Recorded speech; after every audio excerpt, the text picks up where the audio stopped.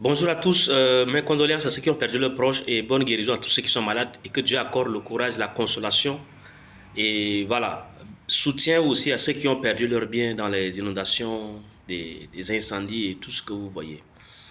Notre rôle c'est d'éclairer, d'informer pour éviter le chaos. Donc, j'ai une vidéo qui est passée sur Aluida qui a expliqué les causes du massacre de Mandakao.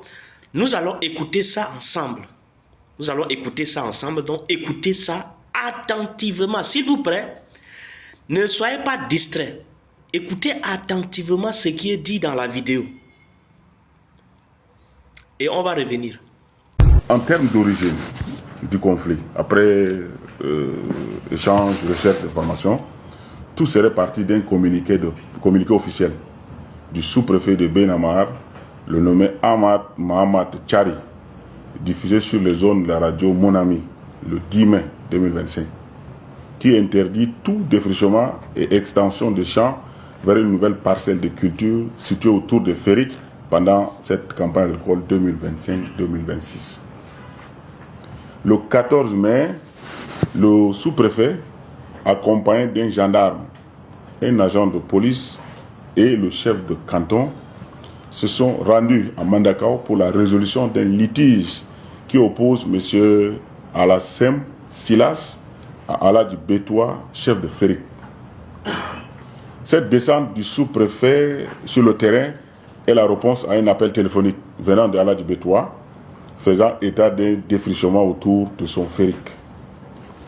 Le sous-préfet à sa descente n'a pas pris le soin de sillonner toutes les limites des champs, selon les informations qu'on a recueillies sur place. Il déclare que les champs avoisinant le Férik sont qualifiés de champs pièges. Il interdit les champs qui sont à moins de 300 mètres du Férik pour éviter la dévastation des cultures par les bœufs. Silas, le propriétaire du champ là, a demandé à prendre la parole pour expliquer les raisons du défrichement de sa parcelle, mais le sous-préfet lui a refusé la parole en disant qu'il est venu pour les éleveurs dans le Férik et non pour les agriculteurs. Et que si lui, sous-préfet, a besoin d'eux, il ira au village. N'ayant pas pu concilier les deux parties, le sous-préfet confie la suite de la gestion là, au chef de canton qui était auprès de lui. Silas et les siens sont mécontents du règlement du dit conflit par le sous-préfet parce que l'inspecteur environnemental qui s'appellerait Abagoni Abagana aurait obligé à payer une amende de 500 000 francs CFA et l'a autorisé à poursuivre les travaux sur la dite parcelle selon les témoins aussi qu'on a rencontrés. Mais nous n'avons pas pu obtenir la décharge qui atteste que Silas a versé les 500 000. Le sous-préfet quitte les lieux et laisse les deux parties en conflit face à face, selon les sources. L'un des fils de Aladji Betoua va faire usage d'une arme à feu, faisant un mort sur place, et le défunt s'appellerait Yondolum Julien, et ils vont blesser un par flèche. Il s'appellerait aussi Moda Michel. Il va succomber par la suite de ses blessures. Sans défense, les agriculteurs vont se retrancher. Et puis, voilà. Donc, les faits se sont déroulés entre 7h, 9h. Mais de 11h à 14h, on ne sait qui a fait quoi, mais c'était un silence. C'est un mystère. Personne ne peut vous renseigner comme vous le voulez. Parce que vous n'avez pas eu les deux faces, les deux parties en face. Les agriculteurs seront poursuivis par ces éleveurs jusqu'au village.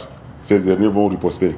C'est ainsi que le Férik de Aladji Betoua là, proche du village de Mandakao, c'est pas trop loin, 300 mètres environ, va être carrément rasé. Voilà. Donc, il faut noter que préalablement, lui, Aladji Betoua là, va prendre sa famille pour les mettre dans le Férik de Babio, qui est proche du village, pour aller attaquer les agriculteurs qui sont là-bas. Et comme il a mis sa famille dans le Férik de Betoua, quand on le poursuivait, il est venu entrer dans ce Férik. Et c'est comme ça qu'ils l'ont rattrapé là et ils ont tout rasé. Et c'est comme ça que le préfet se dit, pourquoi est-ce que le Férik qui n'a pas de problème avec le village va être attaqué alors que celui qui a provoqué là, son Férik est resté sans attaque. C'était ça un peu les raisons. Constatant l'ampleur des dégâts, selon les témoins, Aladj Betoua va chercher à regagner son ferry, oui, comme je le disais. Tous ces événements sont déroulés entre 11h et 14h. Et c'est aux environs de 16h que les autorités alertées vont faire une descente pour constater les vigiles et les dégâts. Et s'ensuit donc des vagues d'arrestations, dont les élèves et les enseignants de la localité. Mais selon les autorités, le préfet et le sous-préfet, ce qui s'est passé, c'est une attaque bien planifiée, organisée par la communauté Ngambay contre la communauté Peul, sous l'impulsion de leurs cadres et hommes politiques. Toujours selon la version du préfet, la cause du conflit est aussi liée à un message d'une retraite spirituelle organisée par l'église catholique de Benamar, courant avril, sous le thème « Peuple de Dieu du diocèse de Moundou, debout pour mettre en valeur nos terres héritées de tes parents ». Donc c'était ça le thème de la retraite. Donc le choix de ce thème, selon les responsables de l'église, se justifie du fait que les cultivateurs ont presque vendu les terres là-bas. Et c'était juste un rappel pour dire qu'il faut conserver un peu ces terres parce que c'est des terres héritées. Alors, comme je vous l'ai dit, en voulant chercher la cause, les vraies causes, les vraies raisons, les vrais commanditaires, les vrais instigateurs, les vrais catalyseurs, d'accord? C'est pas justifier le massacre de Mandakao, non. Et il faut être hypocrite, d'accord? Il faut être hypocrite pour dire qu'en cherchant à la cause, la vraie cause, c'est justifié. Et ça engage ceux qui disent ça. En cherchant la vraie cause, nous voulons identifier la source, le foyer du problème pour essayer de résoudre. Et ça permettra ce que ces deux peuples-là, Peul n'est pas né nordiste, les Peuls ne sont pas du nord. Et nous avons toujours vécu avec les Peuls. Ce qui se passe, les comportements tels que vous avez vu, le préfet qui a fait des choses, le comportement de ce vieux-là, ce n'est pas le comportement des Peuls. Donc, en cherchant les vraies causes, c'est pour éviter, d'accord, d'entraîner le flou qui vont encore créer d'autres problèmes et causer la mort des innocents.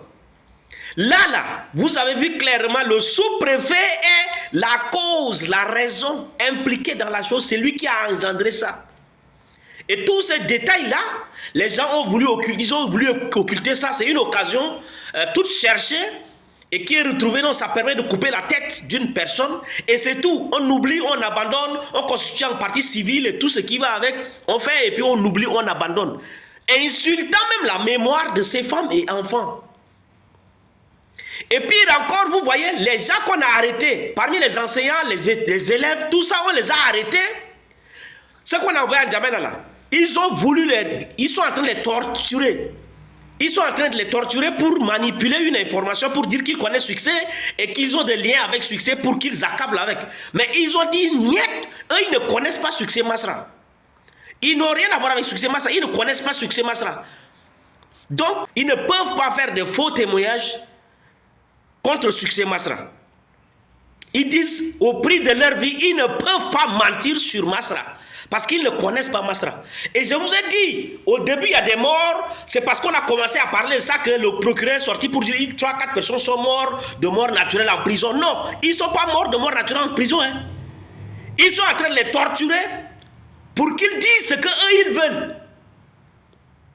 Pour qu'ils disent qu'ils ont des liens avec Succès Masra, pour qu'ils disent qu'ils connaissent Succès Masra, ça permettra d'accabler Succès Masra. Ce n'est pas chercher à faire justice aux peuples.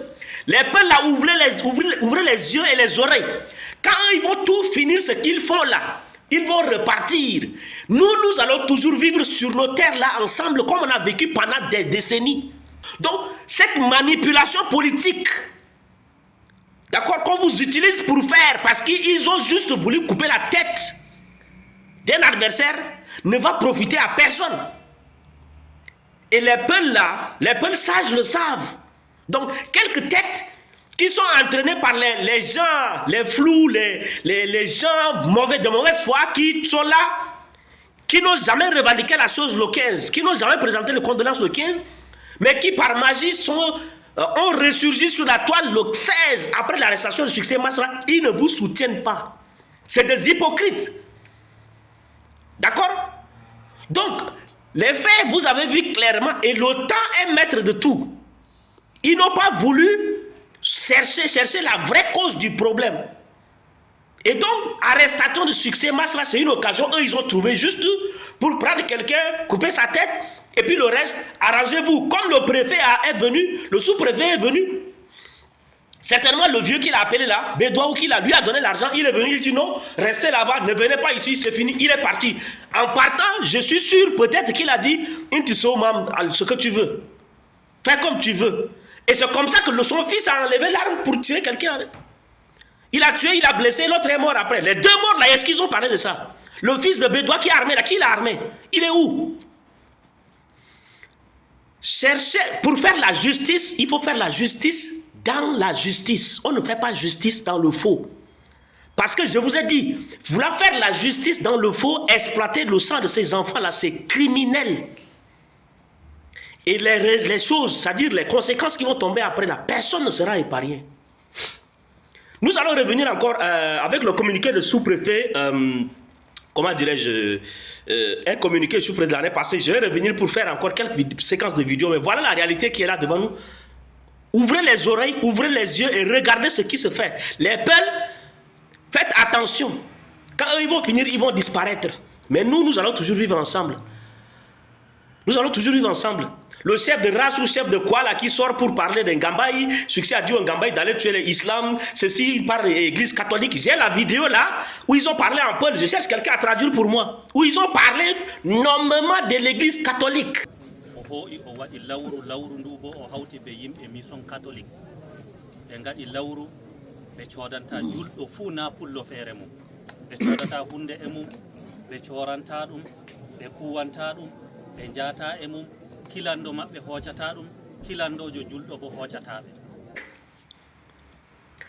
Donc, ce qui est en train de se passer là, si le gouvernement qui s'amuse, qui est en train de penser que c'est une occasion pour l'autre, ça va devenir un problème interconfessionnel. Pas interconfessionnel, parce que nous, on n'a jamais eu de problème chrétien-musulman.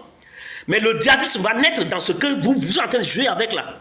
Le djihadisme, le terrorisme va naître dedans et personne ne sera épargné. Et ça, je le dis et je le répète. J'ai toujours dit ça, je le répète. Quand le terrorisme va naître de ce que vous êtes en train de jouer avec là, personne ne sera épargné. Même le président lui-même, son pouvoir ne sera pas épargné. Donc, nous faisons ces choses-là parce que nous voulons aider à éviter le chaos. Simplement parce que nous ne connaissons pas comment aider à arrêter le chaos. Que Dieu vous bénisse. Que Dieu vous prenne en garde. Merci.